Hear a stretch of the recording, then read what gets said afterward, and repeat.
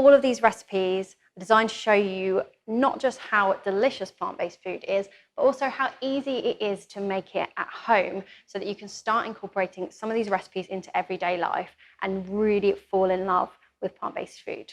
I take the sweetness of the weather, keep the mood light as a feather, add the salt, add the pepper, mix my heart and soul together, cause it's better this way. Yeah, yeah, yeah. Hello and welcome to the Brook 101, where I'm showing you some of the recipes we've developed at the Brook restaurant over the past 7 years. Today we're going to make roasted cauliflower with tahini sauce.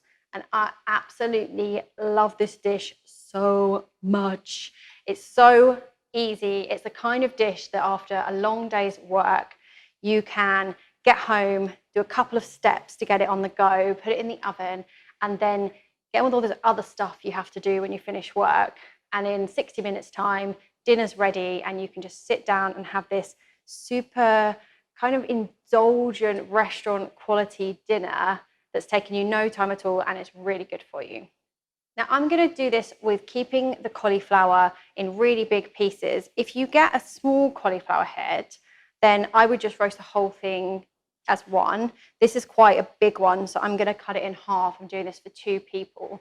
But if you're short on time and you don't have the full hour to put it in the oven and wait for it to cook, you can just do this as florets. You can skip the stage where I'm going to just boil it for a few minutes. You can just cut it into florets and put it into the oven. I'll talk you through as we go through it, but we're going to do it as if we've got time. We've got a whole hour for it to roast and get really crispy in the oven, and we're going to give it a little boil first. So first off, let's just prepare our cauliflower, and what we want to do is take off the majority of the leaves, but I actually like to leave a couple of these little baby ones that are around the bottom of the cauliflower because they go really nice and crispy in the oven too and taste amazing. So you want to just hold down some of the leaves and find the stalk in the middle.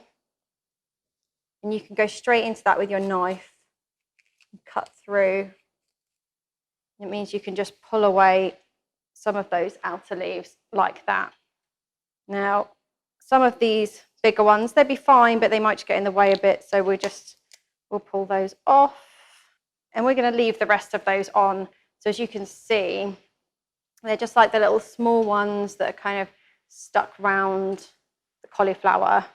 And they'll just go really nice and crispy in the oven and be amazing on the dish. So now all we're going to do is cut it straight in half.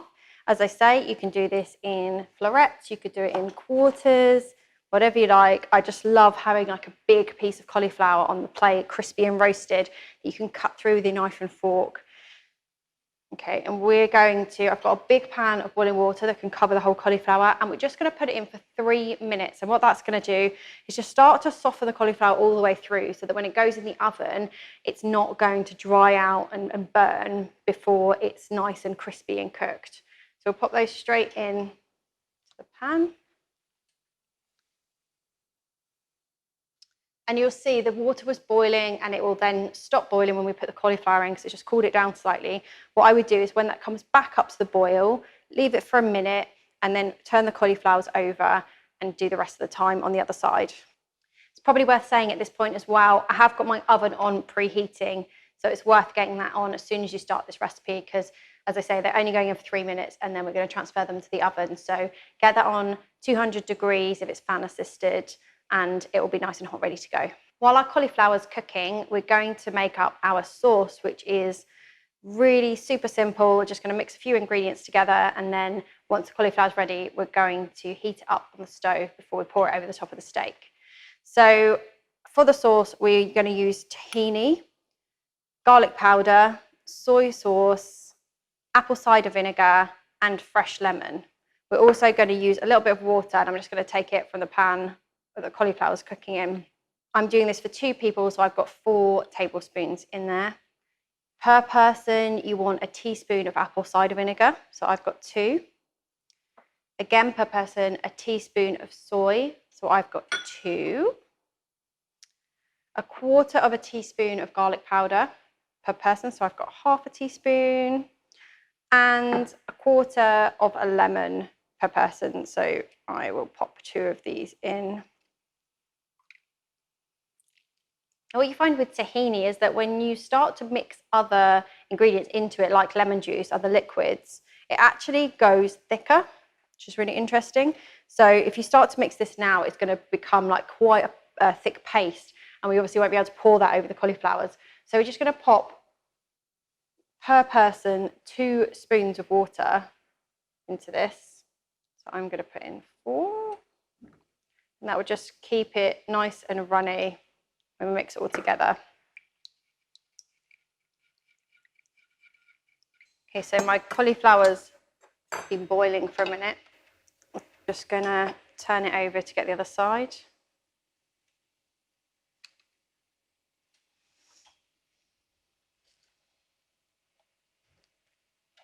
Give it another minute there. So you can see when the sauce is made, it's kind of like, it looks a bit like runny hummus. I guess probably the best way to describe it. And we'll warm that up later and it will pour over the steaks. It'll be absolutely amazing because it's got that more sort of like darker flavour of the tahini, the saltiness of the soy and the tang of the lemon and the apple cider vinegar. It's really, really yummy sauce. Okay, so the cauliflowers have had their time in the water, so we're just going to transfer them onto our baking sheet.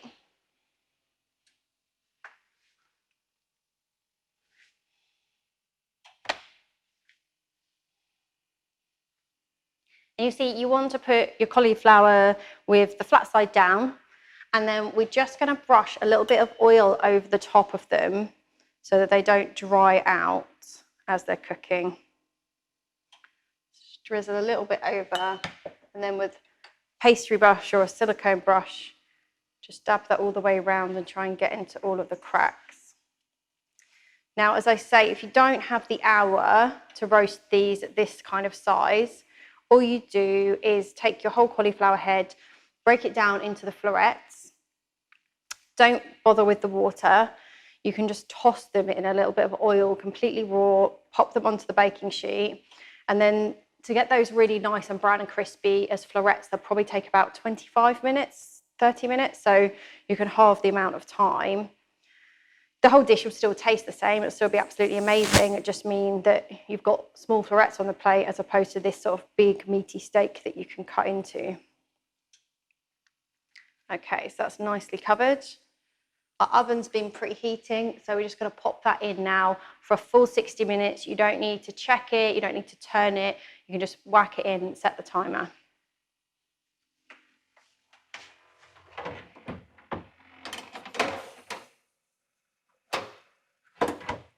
While our cauliflower's roasting, we can think about how we want to serve it. Now, I absolutely love to serve this dish with quinoa because it's got that slightly nutty but fresh taste to it.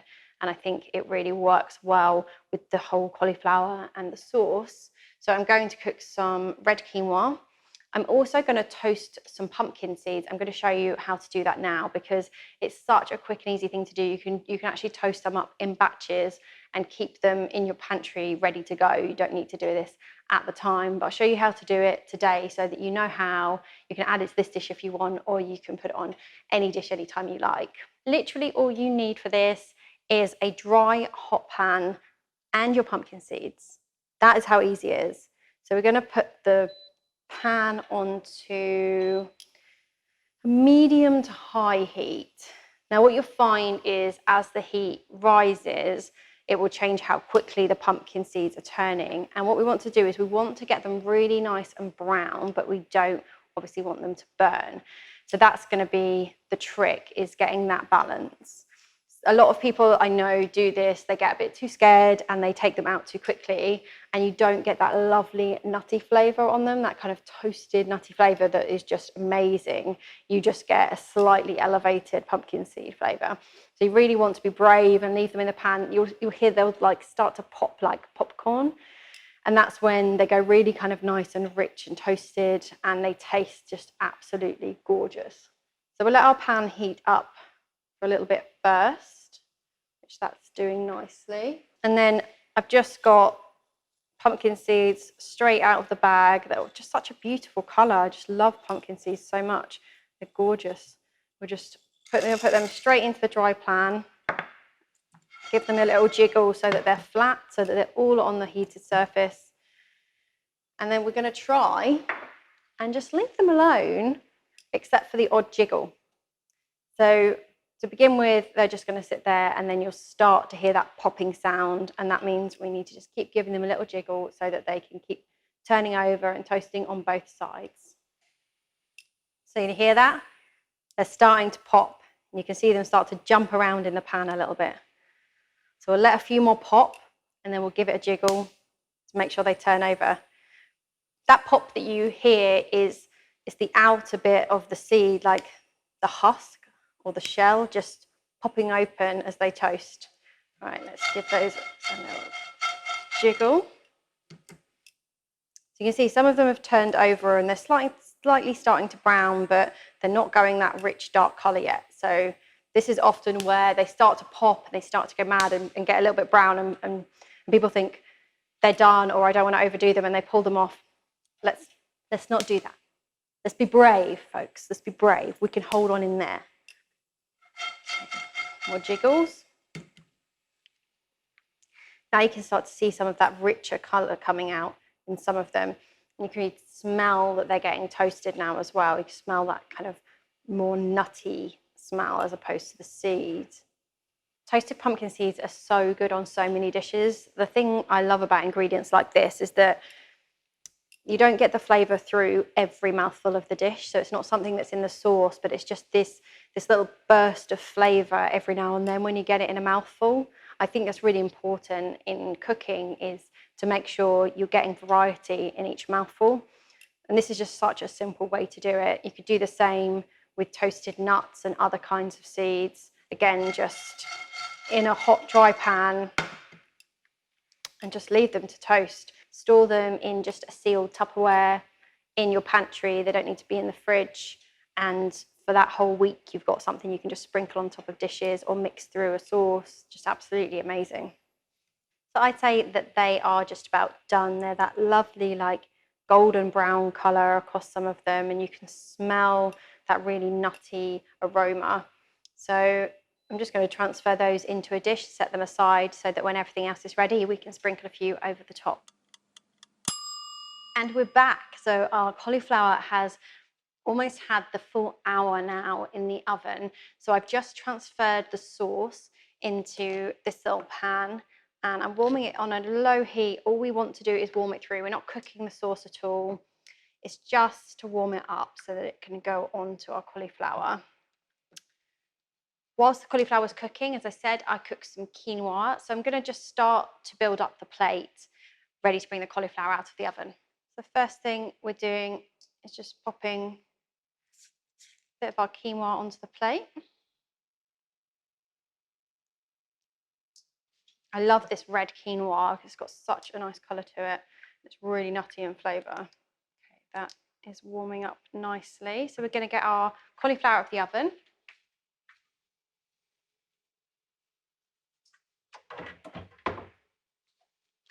Now just look at these babies. They just look amazing. So they've gone that like amazing, like brown, roasted colour. All the leaves have gone crispy. They're going to taste amazing, and they'll be cooked perfectly all the way through. They'll still be a little bit firm in the middle, so we're not going to get all that kind of mush cauliflower. We'll still be able to have something to sort of resist and cut through, but at the same time, they'll just be kind of really soft in the mouth. My sauce is warm all the way through now, so I'm just going to turn that off so that it doesn't overheat. Okay, so we're going to pop one of our cauliflower steaks onto the plate.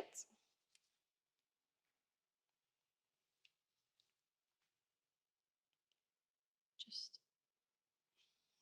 so beautiful.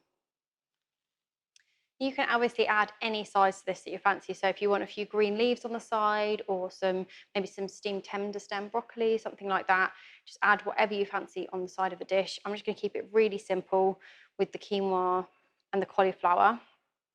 So then we're going to pour over our sauce.